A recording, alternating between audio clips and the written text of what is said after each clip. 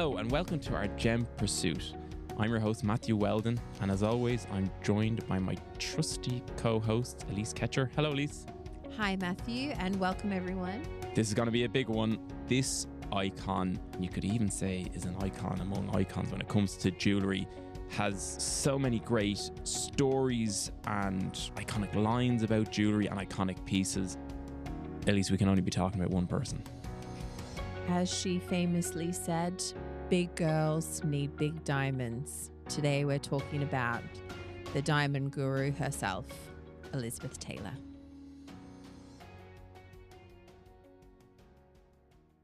Elizabeth Taylor was born in February in 1932. She was born to American parents, and they were currently living in Hampstead in London. And I think as soon as she was born, her parents kind of knew that there was something innately beautiful about her. And the world tended to agree, because very quickly after they moved to Beverly Hills when she was 7 years old, she was seen as a child that was fit for the stage, a child that was fit to go into a life of being on screen. She actually came up in conversation in the shop last week, and someone mentioned Elizabeth Taylor and her violet eyes. And I was like, oh, that's a nice quote. But apparently she actually does have violet eyes. Yes. Matthew looked at us like we were being absolutely ridiculous. And I was like, no, she's very famously known for having violet eyes. But on top of that, she was also famously known for having 2 layers of eyelashes. So instead of having the normal 1 layer of eyelashes that all of us plebs have been given, she has 2 lines of eyelashes. So, you know, she was otherworldly in terms of her beauty.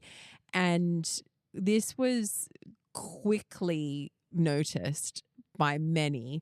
And by the age of 12, she had already been signed to a contract for 18 years with MGM, known as the Golden Handcuff. But, you know, they could see this beauty was not going to diminish. You know, imagine being 12 years old, knowing what you're going to do for the next 18 years. I don't think you can actually consent to 18 years of a contract to do something. Well, you can't sign a contract when you're a minor. It's impossible. I mean, her original aspiration was to be a ballerina. Her father was an art dealer, her mother an actress. She signed for 18 years when she was 12. I mean, 6 years after that, she was married. You know, at 18. I mean, it just, as I was watching some of the interviews on YouTube that Elizabeth Taylor did, it always comes back to her marriages, and they just blew my mind. It was always like a day after their divorce and she was married again. Like, I know, but you need to think of it in a different way. Okay, so like everybody gets caught up on this marriage nonsense. This girl is 12 years old. She's in an 18-year contract. She has to fulfill what MGM want of her. Okay, so she's already a working actress by the age of 13. She's doing all of these roles which she's not allowed to choose, by the way. It's all dictated by MGM. She continues to go through, you know, she gets a breakthrough role in National Velvet in 1944, where she plays a young girl who trains horses. Because she has access to horses at that time, she receives a present of a horse from the studio. She gains a love for getting presents. Presents equal happiness. So, you know, everybody has a different love language. At this age, she realizes that her love language is actually receiving gifts. Everybody's love language is different. Whatever your love language is will be different maybe to mine. Mine would be like spending quality time or leaving me alone. And hers is receiving gifts. So she receives gifts as soon as 1944 from the studio. She continues on because she realizes, you know, her beauty, her star power, her sexual allure even at this very, very young age, shows that she can get rewarded. She becomes a superstar even when she's still a teenager, and she is voted the world's most beautiful woman. Now, when you're a teenager, you're not a woman, but she is still voted as the world's most beautiful woman. That incident with the horse seemed to be quite important for her. And she said it was the first time she got this gift and she realized, you know, that gifts mean happiness, gifts mean good job, kind of. It's a reward. But I found it interesting what she said, though. She said, riding a horse gave me a sense of freedom and abandon because I was so controlled by my parents and the studio when I was a child that when I was on the horse, we could do whatever we wanted. Riding a horse was my way of getting away from people telling me what to do and when to do it and how to do it. This is where it's important, right? Because you say, oh, you know, the amount of marriages. Yes, well, her first marriage does happen in 1950. And it's when the release of the film Father of the Bride is being released by MGM. And MGM are there on her shoulder, basically also one of her parents. She's grown up with them. They've given her horses. They've given her everything that she's been rewarded thus far. And they're sitting there on her shoulder, encouraging her, marry Nicky Hilton Jr. Come on. She's 18 years old when she marries Nicky Hilton Jr., who is the heir to the Hilton Hotel fortune. But it's a publicity stunt for MGM and their film Father of the Bride. And she doesn't realize that she's a pawn in their game at this stage when she's 18 years old. She goes ahead with this marriage, but it falls apart a year later. Yeah, I mean, listen, well, I won't say what ages we are, but close to 30 for me anyway. But way over 30, my friend, way over 30. That hill is in the distant past. It's a formidable mound on the horizon. But she did say she did love this guy initially, Nicky Hilton, and then she said after 6 months he began to drink, and it was then that she said that this was a different person to the person she married. I think he was 23 at the time from memory. And he was abusive and unfaithful. And I know what you're saying. It's not all the marriages, each of them kind of made sense in their own right. We'll go very quickly through them. So Nicky Hilton Jr. married in 1950, divorces in 1951. She then marries Michael Wilding in 1952, a year later. He's a British actor. Their marriage lasts for 5 years and they do have 2 children together. They divorce in 1957.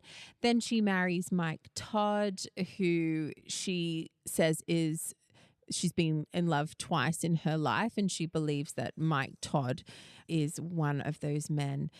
Unfortunately, they only get a very short time together as he tragically dies a year after their marriage in 1958 in a private plane crash, which he called the Liz, which was so sad. No survivors, and she was also with her 7-month daughter that she had with him.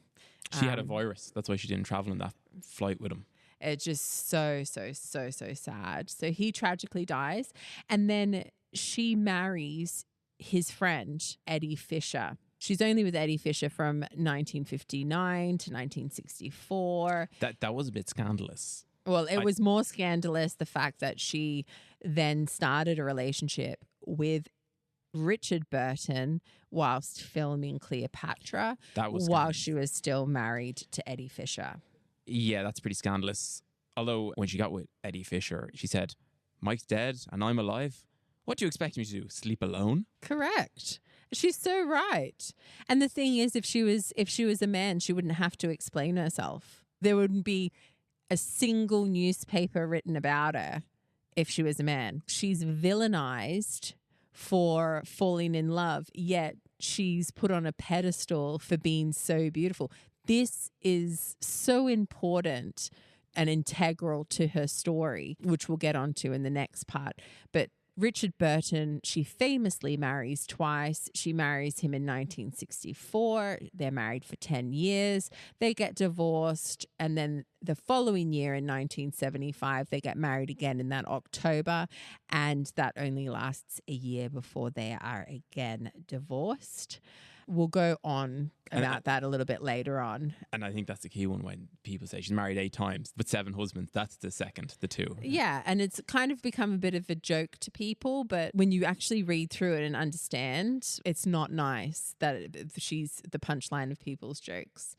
Her last 2 husbands are John Warner, who is a US senator, very brief marriage. She says she gained weight and then she dumped it because she got bored. And then lastly, her very last marriage in 1991, where she gets married in Neverland, at Michael Jackson's Neverland, to a construction worker called Larry Fortensky. They actually meet in rehab in 1988. He's also 20 years younger than her. And Darcy was going to me, just imagine that, right? Just imagine you're sitting in a circle at rehab. You're a construction worker. You're a little bit like, you've had too many drinks. You sit and you go to rehab. You sit there, and across from you is Elizabeth Taylor, like out of this world. I don't know. Out of this world, and then you end up getting married to her in like one of the most famous person's ranches in the world, to the most famous iconic woman in the world. That would be pretty striking. Also, one of the interviews I watched of her, this was after. I think she said she was 65 in the interview. The person said to her, you're in love again. Are you going to get married? And she said, listen, if you hear that I've got married again, please slap me in the face. So that's her marriages. Yeah. I just wanted to put those to bed. Let's talk about the real things that she did. She had one of the most crazy film careers in Gold Age cinema. She even outdid the men in terms of the money that she was making. As soon as she gets this golden handcuff off, she's like, I'm doing a role that I want to do, and I'm going to negotiate how much I'm going to get paid. She decides Cleopatra is that role, and she negotiates for herself to be paid $1 million for the role. Plus 10% of the gross. Like, think of that. She's sitting there. It's one of my favorite things is seeing her sign the contract. Like, there's this whole like film of her like signing the contract in her little black dress and, her jewels. And yeah, of course, she knew. She is a woman who knew exactly what she was worth, and she was not going to settle. Do you know how she negotiated that contract? Go for it, Matthew. One of her assistants shouted at her while she was in the bath. And she said, who is it? And they said, they want you to do Cleopatra. And she said, tell them it's $1 million and 10% of the gross. In that interview, she said it was a joke, but I think it was more like, that's what I'm worth, and let's see what they'll do. Yeah, joking, but seriously, like that's what it's going to take. And she said, yeah. And then she just said she screamed and was delighted. And that was that. Secondly, her fragrance, White Diamonds. She's known all over the world for this fragrance. And she also states that women should have a signature fragrance and they should be able to be recognized by that smell. And so she is probably one of the very first people who has a successful launch of a fragrance that is connected with her. And it's so popular and it is so iconic that her White Diamonds fragrance is actually grosses her more money than all of her films put together. That's how much women want to smell like Elizabeth Taylor. White Diamonds. Some fragrance. She's also a gay icon, as one of the first, including Princess Diana, as one of the first who really tries to highlight the AIDS epidemic and tries her very best to put a spotlight on something that was at the time brushed aside as something that didn't matter to mainstream individuals. And she was like, absolutely not. She was one of the pioneers of celebrity trying to put a spotlight on AIDS. And she's still known today for that. You know, her work, especially as you said, with AIDS and HIV, that was at that time was just a death sentence. Obviously, thankfully, the treatments have improved and the views around it have changed dramatically. But when she was doing this, it was not like that. And she required great courage to do it, but also great astuteness.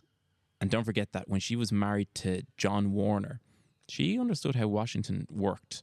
She actually lobbied Reagan to talk about it. And because at that time it wasn't even discussed as an issue in the US, but actually it was a huge killer of people. But through her own knowledge, but also what she learned being married to a senator, she managed to actually get Reagan to identify AIDS as a key disease that needed to be addressed. And I think that's just a testament to her.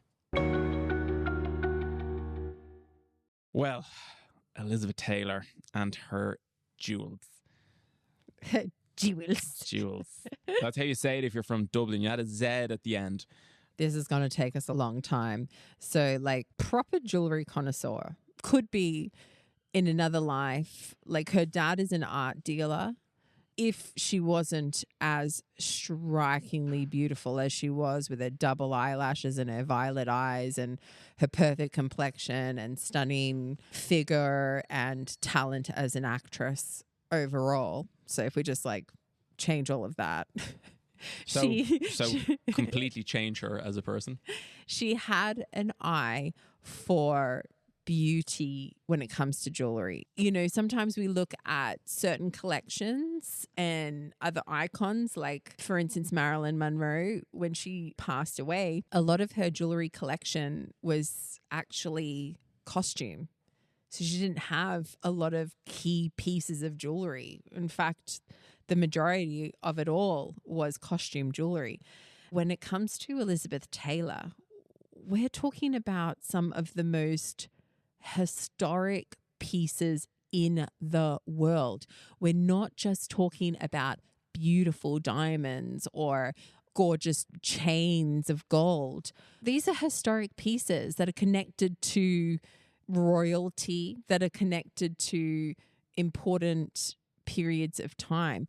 She has owned some of the most amazing jewelry items, and then also newer jewelry items of that time from places like Van Cleef and Arpels, Bulgari, and even Jar, as well as La Pellegrina, which is a very large pearl. Her eye for taste is just extremely iconic.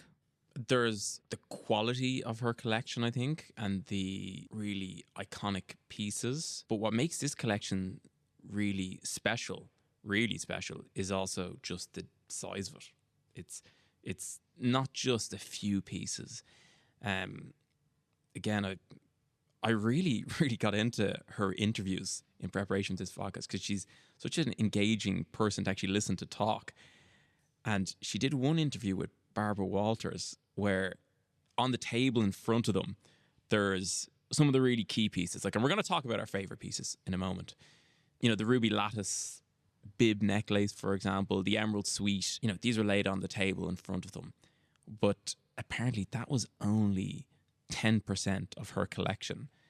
And I say the table, I'm not talking about there wasn't just one or two. The whole decent sized coffee table was strewn with jewels. And, you know, it had some of those headline pieces, but there was so many other ones that are super iconic. You can nearly pin a lot of them to a particular moment in her life where she wore them at a particular event.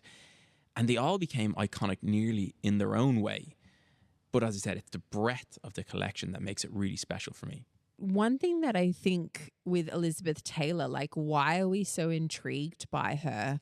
Why is she this timeless character in media and a footnote in every Hollywood actress today's story. Like they always refer back to her. She's a reference.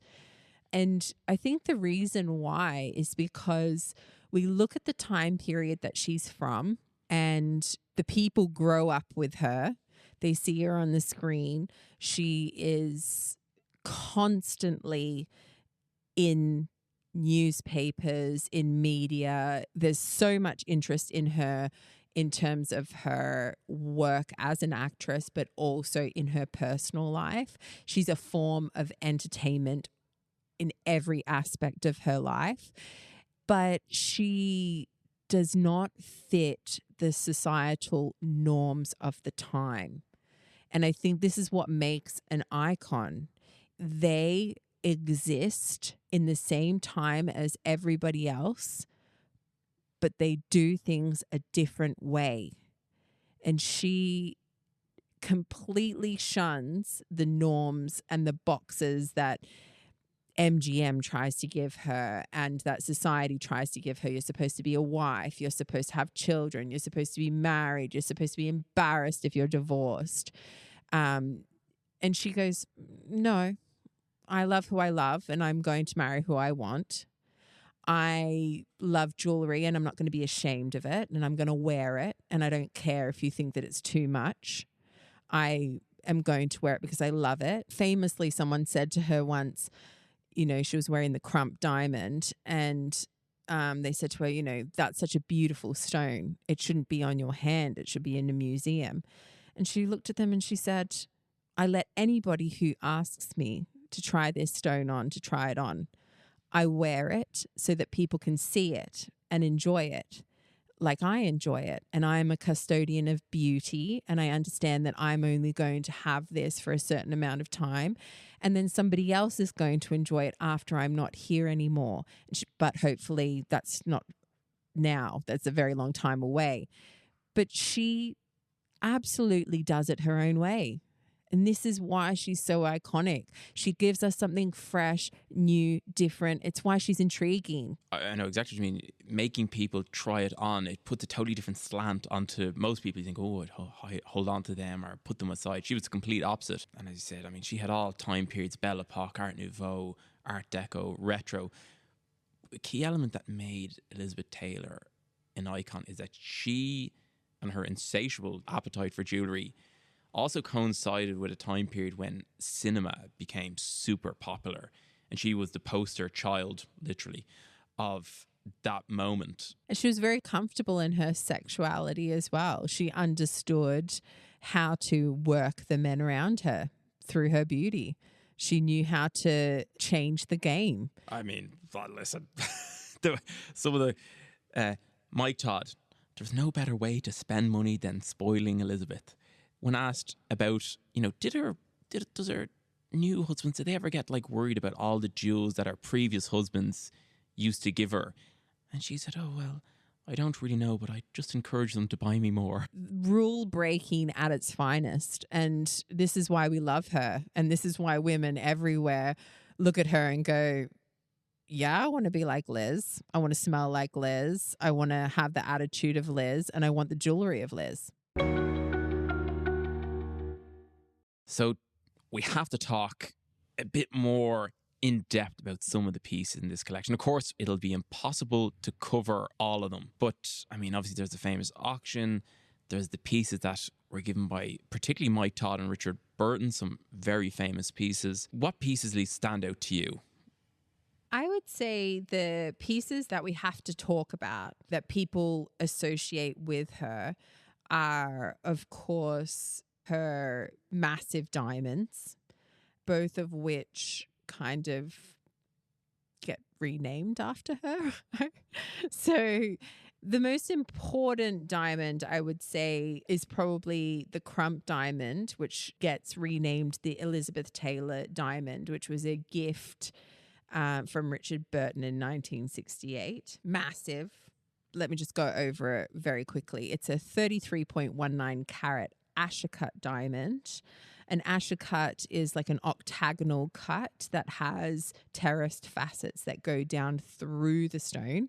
It's supposed to look like a hall of mirrors. And of course, the Asher cut is named after the Asher family who also cut the Cullinan diamond. So extremely technical stone to cut. It's also a type 2A diamond, which is extremely rare. It means that it has exceptional transparency, and most of the type 2A diamonds are known as first water, really pure white diamonds. And this is classified as a D color VS1 clarity and is about 1 square inch. It's considered a perfect diamond, okay? Like a perfect diamond. And it ends up as a part of her collection when Richard Burton purchases it for $307,000 at the time. In 1968. Just incredible stone. If you want to have a look, she eventually figures that it's actually too big for her finger, and it gets made into a necklace that she wears. But funnily enough, when it was purchased, it was brought from the office of Sotheby's by a 27-year-old in his pocket, and he took it to what was considered a seedy dive bar where he met up with Richard Burton and Elizabeth Taylor, and she then let everybody in the bar try it on. I'd say everybody's heart were in their mouth, because at that, like, that's obviously at that time was a complete fortune. And I can picture the 27-year-old, you know, running down with a diamond in his pocket, obviously very nervous about, number one, like just not damaging it or losing it. And apparently when she got it, she said, "Look at my fat little fingers. Don't they look great?" I love that. And this bar that it arrived in, it wasn't like a 5-star kind of hotel bar or high-end bar. It was pretty seedy. So pretty seedy. And then, of course, the other diamond, which we all remember from her Oscar presentation, where she wears a pear-shaped necklace that has this enormous pear drop diamond, which is called the Elizabeth Burton Diamond. Probably one of my most favorite necklaces of all time. Stunning. The necklace is where it's supposed to be. It's where it is supposed to be. It probably suits a necklace better than a ring, just the general shape of it. But I mean, the story of how they got that stone, we covered it in our Cartier episode. Long story short, Cartier purchased it in an auction, and Richard Burton was the underbidder. And once Cartier bought it, he bought it off him. He bought it off Cartier.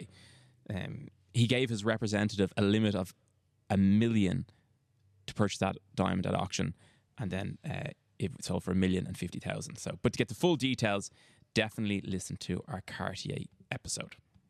So those are the big diamonds. We also have Belle Epoque antique jewels that she owns, a gorgeous bow brooch from 1905. The Peregrina. I think it's covered in the Pearl episode that we did as well. So go back and listen to that. Then we have a diamond necklace from the 1900s. We have Art Nouveau jewels by Lalique, the actual master of the Art Nouveau era with Plique Jour. Also Boucheron, Schlumberger, Bulgari, where Richard Burton famously said, "The only word in Italian that Elizabeth Taylor knows is Bulgari." It's actually a Greek word, but, well, it's Italianized at this stage. I mean, they are some of the headline pieces for sure. There's so many other ones ranging every single time period in jewellery history. But I mean, those are the ones that I think certainly warrant a look. But I mean, you could spend endless hours looking through her entire collection. When Elizabeth Taylor died in 2011, her jewelry collection actually then became a collection that went to auction. Really difficult, I would say, for a lot of reasons for this collection to be broken up, because it had such a connection to her life and the moments in her life. Especially for me, it's the ruby parure that Mike Todd gave to her when they were on vacation in Monte Carlo. The story is actually spoken of in depth by Elizabeth, but also there's home video footage of it where she's gifted this ruby necklace, which is created by Cartier.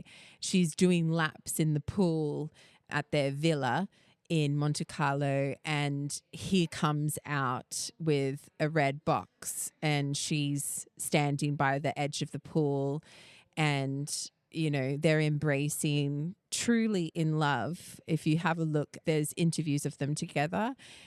Their love for each other is really evident, but she is standing by the pool looking like a goddess, and he presents her with this red box. She opens it up, and it's almost like the Pretty Woman scene where the box is opened.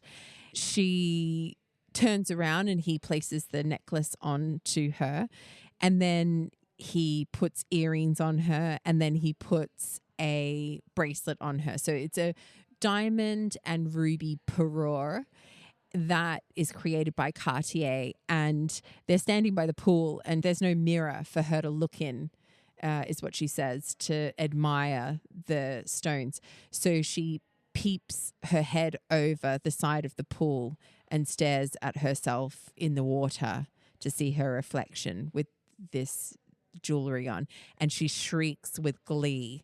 You know, it's such a fabulous story, which is also captured on camera, which would also be very difficult for any of her future partners to compete with, because of course he tragically dies not even a year later. And so it's these particular stories and home footage of her wearing them that then adds to the allure of this auction. The auction is perhaps one of the largest auctions. It was a huge sale. I mean, far outshining the memorable collection of the Duchess of Windsor, which was pretty impressive to begin with. And I love your story there, Alyce, about the ruby parure. That home video is the perfect iconic clip of Elizabeth Taylor and her jewellery. The video is not high definition by any stretch of the imagination, but still see the you can sparkle. see the sparkle. It's in natural light. They're Burmese rubies, you know, glowing, baguette cuts and round cuts. It's a lattice bib necklace, and it really is incredible. The make of it is quite incredible, how it moved on her. And she's the perfect model, the perfect video, and the perfect jewellery. And it's emotional. So like the anticipation surrounding her auction is immense. As she says herself, the presence of the magic of the jewelry is going to be passed onto the next owner, you know, and she understands. So this is a quote of hers. I hope their presence and their magic will be passed on to others, loved but not possessed, for we are all temporary custodians of beauty, and I hope that in the future others will take care of this jewelry in a sharing way, but not too soon. So she really understands the longevity of jewelry as well, and understands that she is only going to have it for a period to enjoy, and that somebody else is going to enjoy it from there on end. And again, it really makes her very iconic, because she knows that the stories attached to the stones, the stories attached to her jewelry, will live on well after she's gone. And just to give you an idea of the scope of this sale in terms of value, incredibly emotional pieces, the Taylor effect, you know, enhancing their value. The total sales, although sources vary slightly, was between $115 and $135 million for this portion of her jewellery. Record-breaking sale, which up until very, very recently, and this was in 2011, has just been eclipsed by the Heidi Horton collection, which was nearly $202 million. So if you don't have $202 million, there is ways to get these looks, because she's had some iconic looks. There are pieces that you can acquire that'll give you a similar sort of a feel and be original old pieces as well. First one that comes to mind, I think there's Art Deco chandelier pendants and necklaces, which have a similar vibe to her lattice ruby parure. And we've had them in the shop and I've seen them on sale in different places, and they certainly capture that glamorous Hollywood vibe of the 50s, although they tend to be Art Deco. But they are something that you should, if you're looking to get that really glamorous yet still wearable, because they move with your body, look for Art Deco 1920s chandelier pendants, and that'll certainly be a good place to start. With Liz, bigger is better. So getting the look. If we all don't have the money for the largest diamonds that are currently coming out of the world's largest mines, most of them are in Africa, we do have the option of other large stones. So for instance, if you love the square look of the Krupp Diamond and you're looking for something that has a lot of presence on the finger, I would say go for something very similar in an Art Deco design that might have another gemstone in it, like an aquamarine. This would have very much similar effect and would have a great presence on the hand if you don't want to go for something smaller, which Liz definitely wouldn't have done. Still precious gemstone and valuable gemstone. I think that's a great shout. At least aquamarine, amethyst, another one you get that similar. Or even citrine. It depends on what colorations go with your skin tone. That's another thing that Liz Taylor did extremely well. She chose gemstones that suited her coloring. So we've got a lot of very vibrant, rich colors. She never goes for anything really that's pastel because it doesn't go with her skin tone. So that's your second kind of style tip, is go for colors that suit your skin tone and they pop. So with the contrast of your skin or the metal, you can make really daring looks even more punchy. So this is important. Also, lastly, there is a pair of earrings that Mike Todd purchased for Elizabeth Taylor. Elizabeth Taylor talks about it. They're girandole earrings. So girandole has 3 kind of drops, and they were made famous during the Georgian era, really. And these particular ear pendants were costume, and when she saw them, they were staying in Paris, and they were shopping around, and she noticed these earrings, and she said, "Mike, oh God, oh Mike, couldn't I please, I can't go home without them. Couldn't we at least go in and have a look at them?" And of course, Mike Todd, anything for Elizabeth Taylor. They walk in and she says, "I was smitten with them and wore them whenever I could. And these were paste and not even real diamonds." And she didn't care that they were, paste. She thought that they were fabulous. However, Mike Todd is the husband that no husband would ever live up to, because a couple of months later they were back in New York and she went to get those earrings and she put them on. She realized, they look a little bit more polished. They look a little bit better. And she said they looked a bit and fit a bit different. And she said that to Mike and he chuckled. And then he said, "Actually, I had them made for you in diamonds," because he couldn't stand the fact that they were paste. So he was the perfect match for her.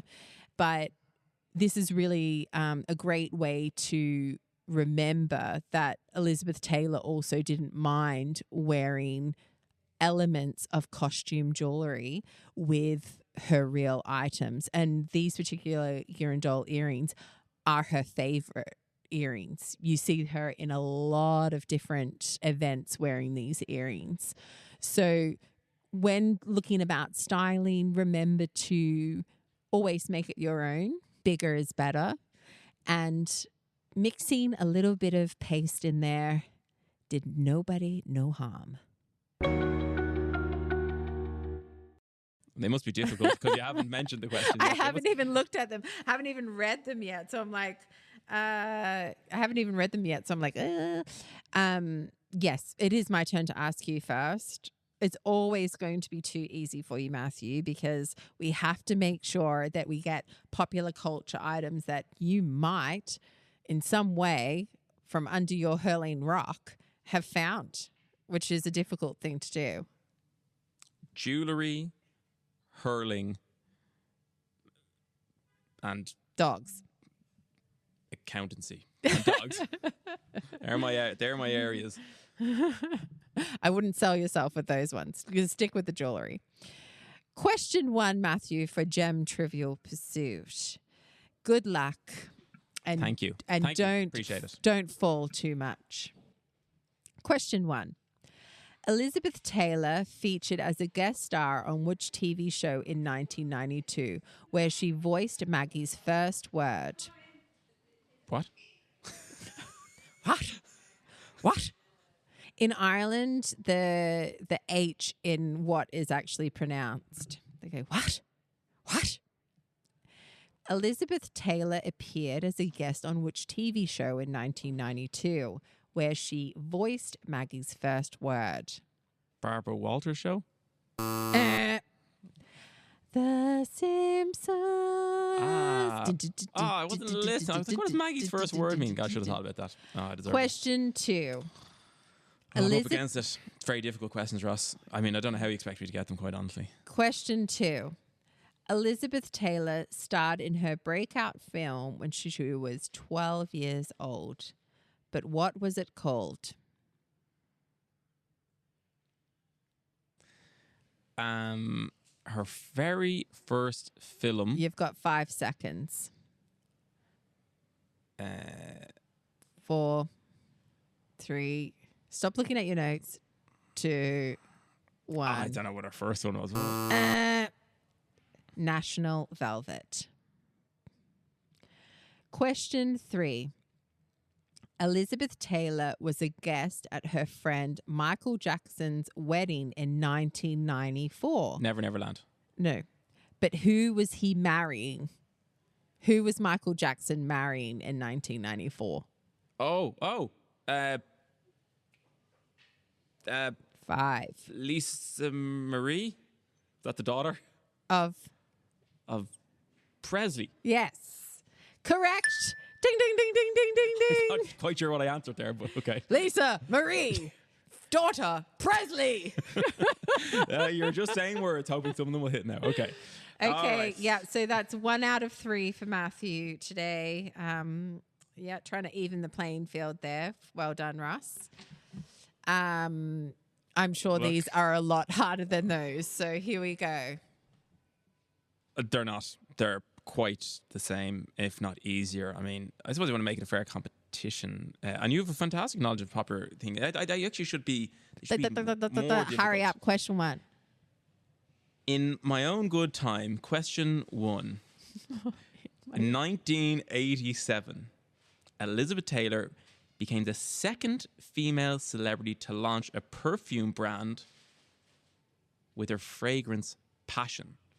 But who was the first?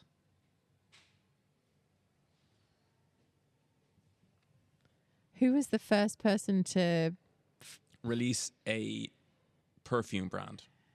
To launch a perfume brand. I don't know. You definitely know her.